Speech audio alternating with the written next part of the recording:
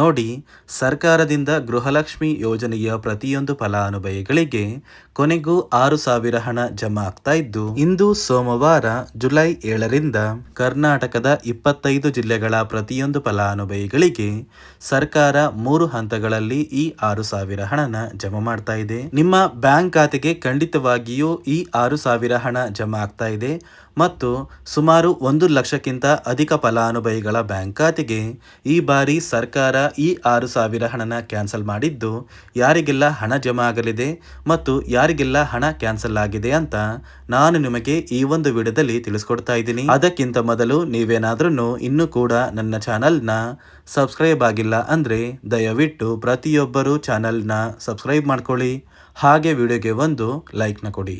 ಹೌದು ವೀಕ್ಷಕರೇ, ಗೃಹಲಕ್ಷ್ಮಿ ಯೋಜನೆಯ ಪ್ರತಿಯೊಂದು ಫಲಾನುಭವಿಗಳಿಗೆ ಕೊನೆಗೂ ನಿಮ್ಮ ಬ್ಯಾಂಕ್ ಖಾತೆಗೆ ಸರ್ಕಾರ 3 ತಿಂಗಳ 6,000 ಹಣನ ಜಮಾ ಮಾಡ್ತಾ ಇದೆ. ಖಂಡಿತವಾಗಿಯೂ ನಿಮ್ಮ ಬ್ಯಾಂಕ್ ಖಾತೆಗೆ ಹಣ ಜಮಾ ಆಗುತ್ತಾ ಅಂತ ನೀವು ಕೇಳಬಹುದು. ಹೌದು ವೀಕ್ಷಕರೇ, ಖಂಡಿತವಾಗಿಯೂ ನಿಮ್ಮ ಬ್ಯಾಂಕ್ ಖಾತೆಗೆ ಸರ್ಕಾರ ಗೃಹಲಕ್ಷ್ಮಿ ಯೋಜನೆಯ ಏಪ್ರಿಲ್ ತಿಂಗಳ 20ನೇ ಕಂತಿನ ಹಣ, ಮೇ ತಿಂಗಳ 21ನೇ ಕಂತಿನ ಹಣ ಹಾಗೂ ಜೂನ್ ತಿಂಗಳ 22ನೇ ಕಂತಿನ ಹಣ, ಈ 3 ತಿಂಗಳ 6,000 ಹಣನ ಸರ್ಕಾರ ಜುಲೈ 7 ಸೋಮವಾರದಿಂದ ಜಮಾ ಮಾಡ್ತಾ ಇದ್ದು, ಖಂಡಿತವಾಗಿಯೂ ಹಣ ಜಮಾ ಆಗುತ್ತೆ.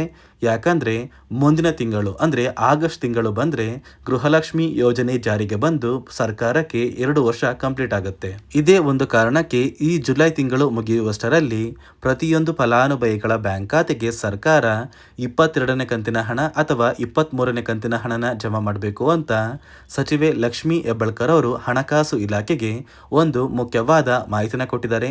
ಈ ಬಾರಿ ಈ 3 ತಿಂಗಳ 6,000 ಹಣನ ಸರ್ಕಾರ ಜುಲೈ 7 ಸೋಮವಾರದಿಂದ 3 ಹಂತಗಳಲ್ಲಿ ಜಮಾ ಮಾಡ್ತಾ ಇದ್ದು, ಸುಮಾರು 1 ಲಕ್ಷಕ್ಕಿಂತ ಅಧಿಕ ಫಲಾನುಭವಿಗಳ ಬ್ಯಾಂಕ್ ಖಾತೆಗೆ ಹಣ ಜಮಾ ಮಾಡ್ತಾ ಇಲ್ಲ ಅಂತ ಕೂಡ ಸರ್ಕಾರ ಮುಖ್ಯವಾದ ಮಾಹಿತಿನ ಕೊಟ್ಟಿದೆ.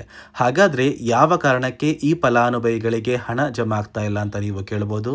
ನೋಡಿ ಸ್ನೇಹಿತರೆ, ಈ ಬಾರಿ ಈ 3 ತಿಂಗಳ 6,000 ಹಣನ ಸರ್ಕಾರ 5 ನಿಯಮಗಳ ಆಧಾರದ ಮೇಲೆ ಪ್ರತಿಯೊಂದು ಫಲಾನುಭವಿಗಳ ಒಂದು ದಾಖಲಾತಿಗಳನ್ನ ಚೆಕ್ ಮಾಡಿ, ನಿಮ್ಮ ದಾಖಲಾತಿಗಳು ಎಲ್ಲ ಸಹ ಸರಿ ಇದ್ರೆ ಮಾತ್ರ ನಿಮ್ಮ ಬ್ಯಾಂಕ್ ಖಾತೆಗೆ ಗೃಹಲಕ್ಷ್ಮಿ ಯೋಜನೆಯ ಹಣನ ಜಮಾ ಮಾಡೋದು. ಒಂದು ವೇಳೆ ಆ ನಿಯಮಗಳ ಪ್ರಕಾರ ನಿಮ್ಮ ದಾಖಲಾತಿಗಳು ಸರಿ ಇಲ್ಲ ಅಂದರೆ ಸರ್ಕಾರ ನಿಮ್ಮ ದಾಖಲಾತಿಗಳನ್ನ ಕ್ಯಾನ್ಸಲ್ ಮಾಡುತ್ತೆ ಮತ್ತು ಗೃಹಲಕ್ಷ್ಮಿ ಯೋಜನೆಯ 2,000 ಹಣನ ಕೂಡ ಸರ್ಕಾರ ಜಮಾ ಮಾಡೋದಿಲ್ಲ. ಇದೇ ಒಂದು ಕಾರಣಕ್ಕೆ ಸರ್ಕಾರ 5 ಹೊಸ ನಿಯಮಗಳನ್ನ ಕೂಡ ಜಾರಿಗೆ ತಂದಿದೆ. ಹಾಗಾದರೆ ಬನ್ನಿ ಸ್ನೇಹಿತರೆ, ಸರ್ಕಾರ ಜಾರಿಗೆ ತಂದಿರುವ ಆ 5 ನಿಯಮಗಳು ಏನು ಅಂತ ಕೂಡ ನಾನು ನಿಮಗೆ ತಿಳಿಸ್ಕೊಡ್ತಾ ಇದ್ದೀನಿ. ಅದಕ್ಕಿಂತ ಮೊದಲು ಇಂದು ಸೋಮವಾರ ಜುಲೈ 7ರಿಂದ ಕರ್ನಾಟಕದ ಯಾವ 25 ಜಿಲ್ಲೆಗಳಿಗೆ ಸರ್ಕಾರ 3 ಹಂತಗಳಲ್ಲಿ ಗೃಹಲಕ್ಷ್ಮಿ ಯೋಜನೆಯ ಹಣನ ಜಮಾ ಮಾಡ್ತಾ ಇದೆ ಅಂದರೆ, ನೋಡಿ ಸ್ನೇಹಿತರೆ, ಮೊದಲ ಹಂತದಲ್ಲಿ ಬೆಂಗಳೂರು ನಗರ, ಬೆಂಗಳೂರು ಗ್ರಾಮಾಂತರ, ರಾಮನಗರ, ಚಿಕ್ಕಬಳ್ಳಾಪುರ, ಚಿತ್ರದುರ್ಗ, ಬಾಗಲಕೋಟೆ, ಬೆಳಗಾವಿ, ವಿಜಯಪುರ, ಧಾರವಾಡ, ಗದಗ ಮತ್ತು ಉತ್ತರ ಕನ್ನಡ ಈ ಜಿಲ್ಲೆಗಳ ಪ್ರತಿಯೊಂದು ಫಲಾನುಭವಿಗಳಿಗೆ ಸೋಮವಾರ ಬೆಳಗ್ಗೆ 10 ಗಂಟೆಯ ನಂತರ ಮೊದಲ ಹಂತದಲ್ಲಿ ಗೃಹಲಕ್ಷ್ಮಿ ಯೋಜನೆಯ 3 ತಿಂಗಳ 6,000 ಹಣ ಜಮಾ ಆಗ್ತಾ ಇದೆ. ಅದೇ ರೀತಿ ಎರಡನೆಯ ಹಂತದಲ್ಲಿ ಕೋಲಾರ, ಶಿವಮೊಗ್ಗ, ತುಮಕೂರು, ಹಾವೇರಿ, ಬಳ್ಳಾರಿ, ಬೀದರ್, ಕಲಬುರಗಿ, ಕೊಪ್ಪಳ ಈ ಜಿಲ್ಲೆಗಳ ಪ್ರತಿಯೊಂದು ಫಲಾನುಭವಿಗಳಿಗೆ ಎರಡನೆಯ ಹಂತದಲ್ಲಿ ಮಧ್ಯಾಹ್ನ 1 ಗಂಟೆಯ ನಂತರ ಸರ್ಕಾರ 3 ತಿಂಗಳ 6,000 ಹಣನ ಜಮಾ ಮಾಡ್ತಾ ಇದೆ. ಅದೇ ರೀತಿ ಮೂರನೆಯ ಮತ್ತು ಕೊನೆಯ ಹಂತದಲ್ಲಿ ಚಾಮರಾಜನಗರ, ಚಿಕ್ಕಮಗಳೂರು, ಯಾದಗಿರಿ, ವಿಜಯನಗರ, ಹಾಸನ, ಕೊಡಗು, ಮಂಡ್ಯ ಮತ್ತು ಮೈಸೂರು ಈ ಜಿಲ್ಲೆಗಳ ಪ್ರತಿಯೊಂದು ಫಲಾನುಭವಿಗಳಿಗೆ ಸರ್ಕಾರ ಮೂರನೆಯ ಮತ್ತು ಕೊನೆಯ ಹಂತದಲ್ಲಿ ಮಧ್ಯಾಹ್ನ 3 ಗಂಟೆಯ ನಂತರ ಗೃಹಲಕ್ಷ್ಮಿ ಯೋಜನೆಯ 3 ತಿಂಗಳ 6,000 ಹಣನ ಜಮಾ ಮಾಡ್ತಾ ಇದೆ. ನಿಮ್ಮ ಬ್ಯಾಂಕ್ ಖಾತೆಗೆ ಪ್ರತಿಯೊಬ್ಬರಿಗೂ 3 ಹಂತಗಳಲ್ಲಿ ಈ ಒಂದು ಹಣ ಜಮಾ ಆಗ್ತಾ ಇದ್ದು, ಜುಲೈ ತಿಂಗಳು ಮುಗಿಯುವಷ್ಟರಲ್ಲಿ ಪ್ರತಿಯೊಬ್ಬರು ಈ 6,000 ಹಣನ ಪಡ್ಕೋತೀರಾ.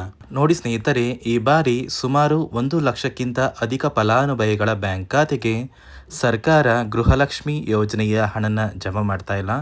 ಕಾರಣ ಏನು ಅಂದರೆ, ನಿಮ್ಮ ಬ್ಯಾಂಕ್ ಖಾತೆಗೆ ಡೆಬಿಟ್ ಮೂಲಕ ಹಣ ಜಮಾ ಮಾಡುವಂತಹ ಸಂದರ್ಭದಲ್ಲಿ ಸರ್ಕಾರ ಸಾಕಷ್ಟು ಫಲಾನುಭವಿಗಳ ಒಂದು ಬ್ಯಾಂಕ್ ಖಾತೆಗೆ ಹಣ ಜಮಾ ಮಾಡೋದನ್ನು ಕ್ಯಾನ್ಸಲ್ ಮಾಡಿದೆ.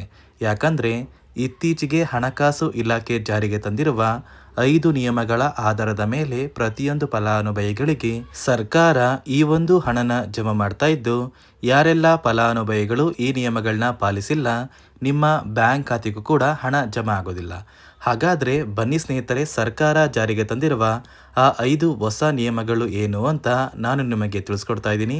ನೋಡಿ ಸ್ನೇಹಿತರೆ, ಮೊದಲನೆಯ ಒಂದು ನಿಯಮ ಬಂದು, ಸಾಕಷ್ಟು ಫಲಾನುಭವಿಗಳು ಹೊಂದಿರುವಂತಹ ಒಂದು ರೇಷನ್ ಕಾರ್ಡ್ ಏನಿದೆ, ಆ ಒಂದು ರೇಷನ್ ಕಾರ್ಡ್ನ ಮನೆಯ ಸದಸ್ಯರ ಪ್ರತಿಯೊಬ್ಬರ ಒಂದು ಆಧಾರ್ ಕಾರ್ಡ್ನ ನಿಮ್ಮ ರೇಷನ್ ಕಾರ್ಡ್ಗೆ ಕಡ್ಡಾಯವಾಗಿ ಲಿಂಕ್ ಮಾಡಿಸ್ಬೇಕು. ಅಂದರೆ ಈ ಒಂದು ಲಿಂಕ್ ಮಾಡಿಸುವಂತಹ ಒಂದು ಪ್ರೊಸೀಜರ್ಗೆ ಸರ್ಕಾರ KYC ಅಂತ ಕರೀತಾರೆ. ನಿಮ್ಮ ರೇಷನ್ ಕಾರ್ಡ್ಗೆ ಇನ್ನೂ ಸಹ KYC ಆಗಿಲ್ಲ ಅಂದರೆ ನಿಮ್ಮ ಬ್ಯಾಂಕ್ ಖಾತೆಗೆ ಸರ್ಕಾರ ಮುಂದಿನ ದಿನಗಳಲ್ಲಿ ಗೃಹಲಕ್ಷ್ಮಿ ಯೋಜನೆಯ ಹಣನ ಕ್ಯಾನ್ಸಲ್ ಮಾಡುತ್ತೆ. ಅದೇ ರೀತಿ ಎರಡನೆಯ ಒಂದು ನಿಯಮ ಬಂದು, ಸಾಕಷ್ಟು ಫಲಾನುಭವಿಗಳು ಕಳೆದ 3 ತಿಂಗಳಿಂದ ಸರ್ಕಾರದಿಂದ ಬರ್ತಾ ಇರುವಂತಹ ಒಂದು ರೇಷನ್ ಏನಿದೆ, ಅಂದರೆ ಉಚಿತ ಅಕ್ಕಿ ಏನಿದೆ, ಈ ಒಂದು ರೇಷನ್ನ ಪಡ್ಕೋತಾ ಇಲ್ಲ. ಒಂದು ವೇಳೆ ಕಳೆದ 3 ತಿಂಗಳಿಂದ ನೀವು ರೇಷನ್ನ ಪಡ್ಕೊಂಡಿಲ್ಲ ಅಂದರೆ ಸರ್ಕಾರ ನಿಮ್ಮ ಬಳಿ ಇರುವಂತಹ ಒಂದು ರೇಷನ್ ಕಾರ್ಡ್ನ ಕ್ಯಾನ್ಸಲ್ ಮಾಡುತ್ತೆ. ನಿಮ್ಮ ರೇಷನ್ ಕಾರ್ಡ್ನ ಸರ್ಕಾರ ಕ್ಯಾನ್ಸಲ್ ಮಾಡಿದ್ರೆ ನಿಮ್ಮ ಬ್ಯಾಂಕ್ ಖಾತೆಗೆ ಗೃಹಲಕ್ಷ್ಮಿ ಯೋಜನೆಯ ಹಣ ಇರ್ಬೋದು ಮತ್ತು ಸರ್ಕಾರದಿಂದ ಬರುವಂತಹ ಒಂದು ಸೌಲಭ್ಯಗಳನ್ನ ನೀವು ಕಳ್ಕೋಬೇಕಾಗುತ್ತೆ. ಅದೇ ರೀತಿ ಮೂರನೆಯ ಒಂದು ನಿಯಮ ಬಂದು, ನೋಡಿ ಸ್ನೇಹಿತರೆ, ನಿಮ್ಮ ಬಳಿ ಇರುವಂತಹ ಒಂದು ಆಧಾರ್ ಕಾರ್ಡ್ ಏನಿದೆ, ಆ ಒಂದು ಆಧಾರ್ ಕಾರ್ಡ್ನ ಕಳೆದ 15 ವರ್ಷಗಳಲ್ಲಿ ನೀವು ಯಾವುದೇ ರೀತಿಯ ಒಂದು ತಿದ್ದುಪಡಿನ ಮಾಡಿಸಿಲ್ಲ ಅಂದರೆ ನಿಮ್ಮ ಬ್ಯಾಂಕ್ ಖಾತೆಗೆ ಸರ್ಕಾರ ಗೃಹಲಕ್ಷ್ಮಿ ಯೋಜನೆಯ ಹಣನ ಕ್ಯಾನ್ಸಲ್ ಮಾಡುತ್ತೆ. ಯಾಕಂದರೆ ಸರ್ಕಾರದಿಂದ ಬಂದಿರುವಂತಹ ಒಂದು ಆದೇಶದ ಪ್ರಕಾರ ಪ್ರತಿಯೊಂದು ಫಲಾನುಭವಿಗಳು ಕಳೆದ 15 ವರ್ಷಗಳಲ್ಲಿ ಯಾವುದೇ ರೀತಿಯ ಒಂದು ತಿದ್ದುಪಡಿನ ನಿಮ್ಮ ಆಧಾರ್ ಕಾರ್ಡ್ಗೆ ನೀವು ಮಾಡಿಸಿಲ್ಲ ಅಂದರೆ ಕಡ್ಡಾಯವಾಗಿ ಆದಷ್ಟು ಬೇಗ ನಿಮ್ಮ ಆಧಾರ್ ಕಾರ್ಡ್ಗೆ ತಿದ್ದುಪಡಿನ ಮಾಡಿಸಿ. ಅದೇ ರೀತಿ ನಾಲ್ಕನೆಯ ಒಂದು ನಿಯಮ ಬಂದು, ನಿಮ್ಮ ಕುಟುಂಬದ ಒಂದು ವಾರ್ಷಿಕ ಆದಾಯ 7 ಲಕ್ಷಕ್ಕಿಂತ ಕಡಿಮೆ ಇರಬೇಕು. ಒಂದು ವೇಳೆ ನಿಮ್ಮ ಕುಟುಂಬದ ವಾರ್ಷಿಕ ಆದಾಯ 7 ಲಕ್ಷಕ್ಕಿಂತ ಜಾಸ್ತಿ ಇದ್ದರೆ ನಿಮ್ಮ ಬ್ಯಾಂಕ್ ಖಾತೆಗೆ ಸರ್ಕಾರ ಗೃಹಲಕ್ಷ್ಮಿ ಯೋಜನೆಯ ಹಣನ ಕ್ಯಾನ್ಸಲ್ ಮಾಡುತ್ತೆ. ಅದೇ ರೀತಿ ಐದನೆಯ ಒಂದು ನಿಯಮ ಬಂದು, ನಿಮ್ಮ ಕುಟುಂಬದ ಸದಸ್ಯರು ಅಥವಾ ಗೃಹಲಕ್ಷ್ಮಿ ಯೋಜನೆಯ ಫಲಾನುಭವಿಗಳು ಯಾರು ಕೂಡ ಸರ್ಕಾರಿ ನೌಕರರಾಗಿ ಕಾರ್ಯನಿರ್ವಹಿಸ್ತಾ ಇರಬಾರ್ದು. ಒಂದು ವೇಳೆ ನಿಮ್ಮ ಕುಟುಂಬದಲ್ಲಿ ಯಾರೇ ಆಗಿದ್ರೂ ಸರ್ಕಾರಿ ನೌಕರರಾಗಿ ಕಾರ್ಯನಿರ್ವಹಿಸ್ತಾ ಇದ್ದರೆ ನಿಮ್ಮ ಬ್ಯಾಂಕ್ ಖಾತೆಗೆ ಗೃಹಲಕ್ಷ್ಮಿ ಯೋಜನೆಯ ಹಣ ಕ್ಯಾನ್ಸಲ್ ಆಗುತ್ತೆ. ಈ 5 ನಿಯಮಗಳ ಆಧಾರದ ಮೇಲೆ ಪ್ರತಿಯೊಂದು ಫಲಾನುಭವಿಗಳಿಗೆ ಸರ್ಕಾರ ಹಣ ಜಮಾ ಮಾಡ್ತಾ ಇದೆ. ಒಂದು ವೇಳೆ ನೀವು ಈ 5 ನಿಯಮಗಳನ್ನ ಪಾಲಿಸಿಲ್ಲ ಅಂದರೆ ನೀವು ಕೂಡ ಗೃಹಲಕ್ಷ್ಮಿ ಯೋಜನೆಯ ಹಣದಿಂದ ವಂಚಿತರಾಗಬೇಕಾಗುತ್ತೆ. ನೋಡಿ ವೀಕ್ಷಕರೇ, ಇಂದು ಸೋಮವಾರದಿಂದ ಸರ್ಕಾರ ಪ್ರತಿಯೊಂದು ಫಲಾನುಭವಿಗಳಿಗೆ ಹಣ ಜಮಾ ಮಾಡೋದಕ್ಕೆ ಶುರು ಮಾಡ್ತಾ ಇದೆ. ಪ್ರತಿಯೊಂದು ಫಲಾನುಭವಿಗಳು ಈ ಜುಲೈ ತಿಂಗಳು ಮುಗಿಯುವಷ್ಟರಲ್ಲಿ 20ನೇ ಕಂತಿನ ಹಣ, 21ನೇ ಕಂತಿನ ಹಣ ಹಾಗೂ 22ನೇ ಕಂತಿನ ಹಣ, ಈ 3 ತಿಂಗಳ 6,000 ಹಣನ ಪಡ್ಕೋತೀರ ಅಂತ ಹೇಳ್ತಾ, ಇದಿಷ್ಟು ಸರ್ಕಾರದಿಂದ ಬಂದಿರುವಂತಹ ಒಂದು ಹೊಸ ಮಾಹಿತಿಯಾಗಿದೆ. ನಾನು ಕೊಟ್ಟಿರುವಂತಹ ಮಾಹಿತಿ ನಿಮಗೆ ಇಷ್ಟ ಆಗಿದ್ದಲ್ಲಿ ದಯವಿಟ್ಟು ಪ್ರತಿಯೊಬ್ಬರು ನನ್ನ ಚಾನಲ್ನ ಸಬ್ಸ್ಕ್ರೈಬ್ ಮಾಡ್ಕೊಳ್ಳಿ, ಹಾಗೆ ವಿಡಿಯೋಗೆ ಒಂದು ಲೈಕ್ನ ಕೊಡಿ.